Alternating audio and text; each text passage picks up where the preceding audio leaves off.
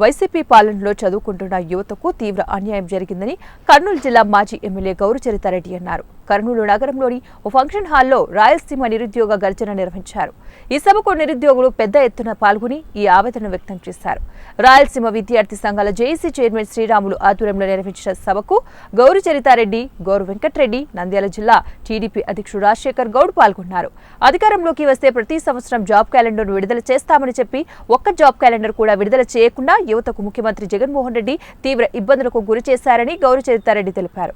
పాణ్యం నియోజకవర్గంలో ఎమ్మెల్యే కాటసాని రాంభూపాల్రెడ్డి చేసిన కబ్జాలకు తెలుగుదేశం పార్టీ అధికారంలోకి వచ్చిన తర్వాత బాధితులకు న్యాయం చేయాలని గౌరుచరితారెడ్డిని జేఏసీ నాయకుడు శ్రీరాములు కోరారు. ఈ వైసీపీ హయాంలో బీటెక్ చదివినటువంటి యువతకు ఉద్యోగాలు లేకపోవడంలో ఆటో నడుపుకొని జీవనం సాగించుకోవాల్సిన పరిస్థితి నెలకొందని శ్రీరాములు అన్నారు. వచ్చే ఎన్నికల్లో తెలుగుదేశం పార్టీకి యువత, నిరుద్యోగులు ఏకమై వైసీపీకి గుణపాఠం చెప్పేందుకు సిద్ధంగా ఉన్నారని నంద్యాల జిల్లా టీడీపీ అధ్యక్షుడు మల్లెల రాజశేఖర్ అన్నారు.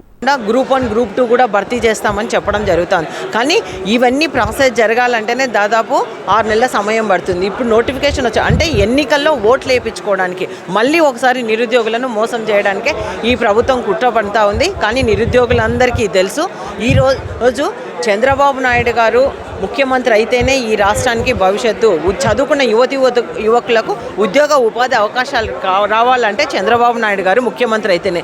ఎందుకంటే పోయినసారి పాణ్యం నియోజకవర్గంలోని ఓర్వకల్లు మండలంలోనే 30,000 ఎకరాలు తీసుకొని ఇండస్ట్రీని హబ్గా చేసి అక్కడ సోలార్ పవర్ పార్క్ అయితేనేమి, అలాగే ఎయిర్పోర్ట్ అయితేనేమి, జైరాజ్ ఇస్పాత్ ఉక్కు పరిశ్రమ అయితేనేమి, DRDO అయితేనేమి, ఇవన్నీ వచ్చినాయంటే చంద్రబాబు నాయుడు గారు ముఖ్యమంత్రి ఉన్నప్పుడే.